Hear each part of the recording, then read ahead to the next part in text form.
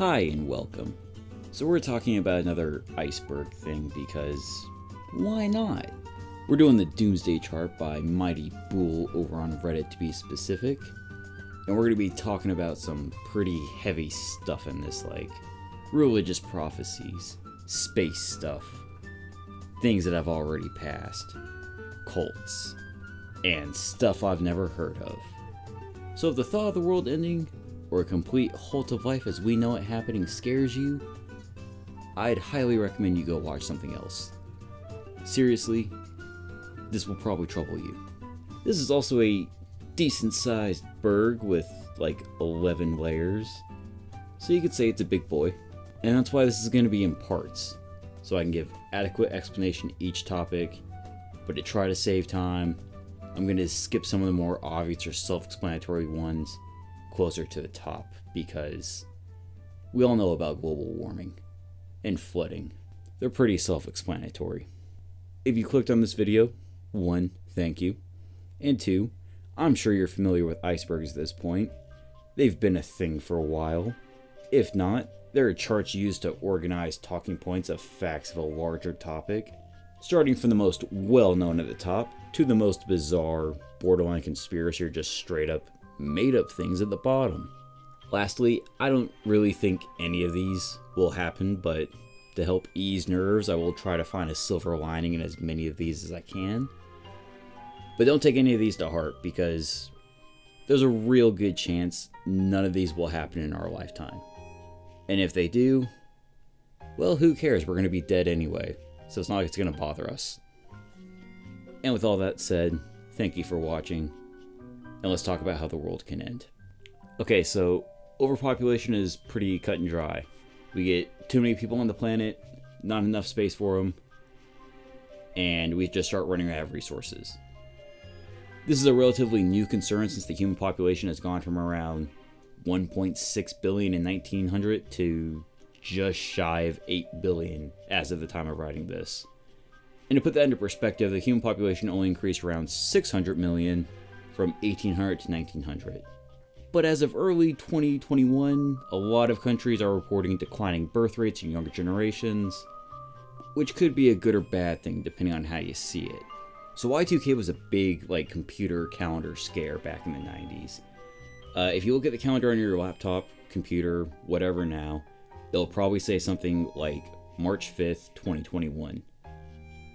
Well, back in the 90s, that date would have shown something similar to March 5th, 95.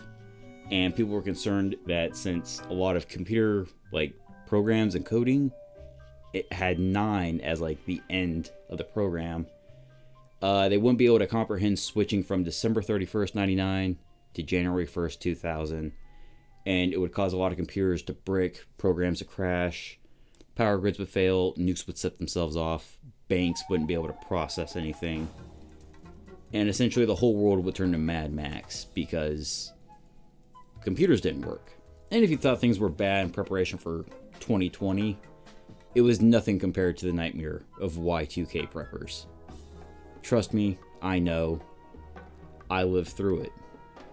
At the ripe old age of 2.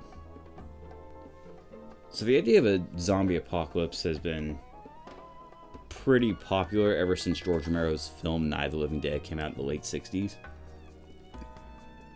And it just kind of really started to grow more as zombies became, mainstream in the last 10 years. People have feared and theorized that a zombie apocalypse could happen with the cause ranging from the wrath of God, space dust, mutation caused by radiation to bioweapons, and even blood disease transferred from monkeys forced to watch violent television. It's been a real big media thing in movies, TV, books, video games. Everyone knows what zombies are. You know, I know. You get the idea.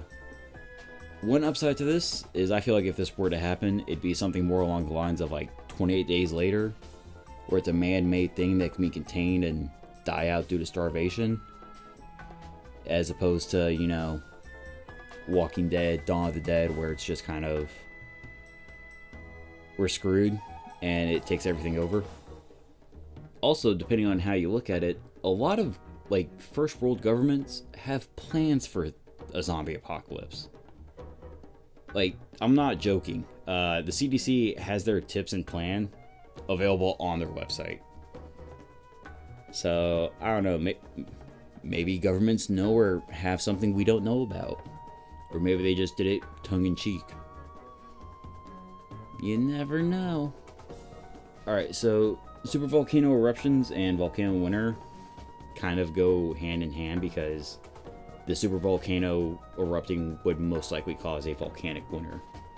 And according to the U.S. Geological Service, any volcano that has erupted more than 1,000 cubic kilometers is considered to be a super. There are currently 7 active supervolcanoes in the world, if I'm not mistaken. Now, for example, let's say the supervolcano in Yellowstone were to erupt. U.S. Geological Service says that such a giant eruption would have regional effects such as falling ash and short-term, years to decades, changes to global climate. Those parts of the surrounding states of Montana, Idaho, and Wyoming that are closest to Yellowstone would be affected by pyroclastic flows, it's just the lava that you see that comes out of a volcano.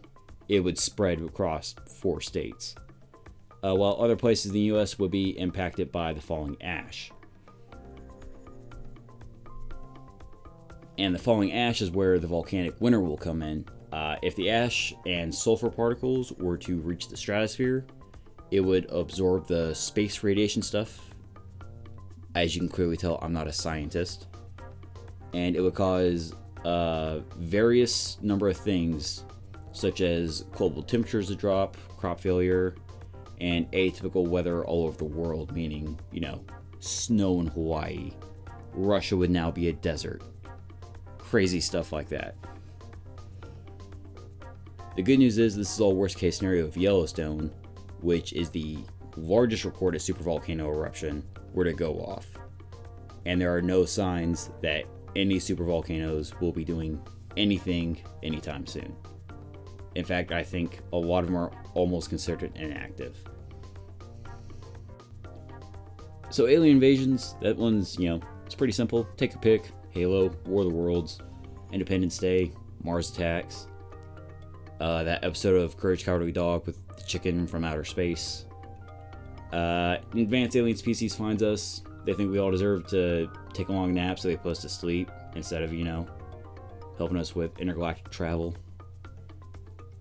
That probably won't happen to us. We're nice people.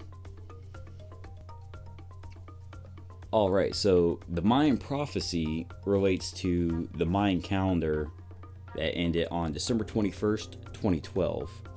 And until that point, people believed that with its ending would come many world-changing and ending events. It really all depended on who you asked. People that saw the positive side of things said it predicted we would go through a spiritual, physical transformation type deal, bringing in a new era, where people that saw on the darker side of things suspected planet alignment, the Earth would just be yeeted into the black hole in the center of the galaxy, or Planet X would crash into Earth. Which, a lot of that stuff probably doesn't sound like it makes sense, but they're all further down on here, and I will explain them later. Some people also think that the Mayan calendar was also misread, and the date is actually December 21st, 2021, not 2012. But the good news is, many Mayan scholars, long before the initial end date, what people thought it was, dismissed the idea of the calendar ending to be, it's a bunch of bullshit. There was no real evidence of the Mayans predicting the end of the world, and saying that this is what the calendar meant really misrepresented their culture and the significance of the calendars.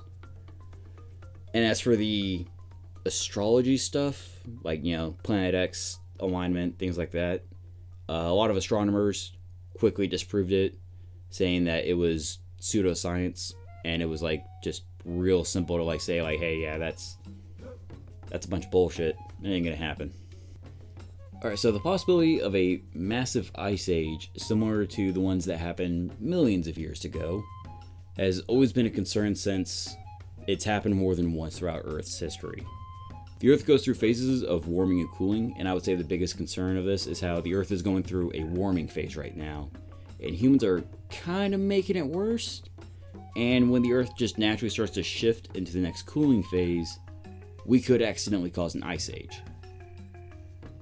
And the concern with that is, aside from, well, literally everything freezing to death and it being fucking cold, giant glaciers would form, and they would start moving and redesigning Earth's land masses, which basically means a big block of ice can make a dick-shaped lake in Canada, and we can't really do anything about it.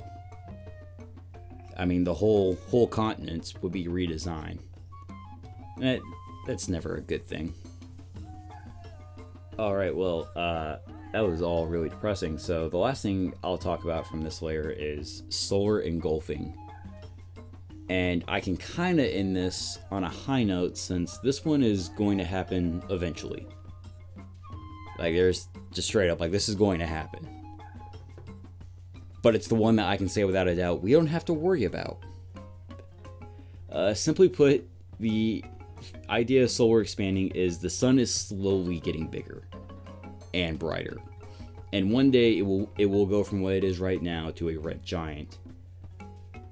I have some good news and bad news when it comes to that. The bad news is the sun will eventually expand 20% past where Earth currently is in its orbit. It's going to consume the planet, and it's going to be like 3,000 times brighter.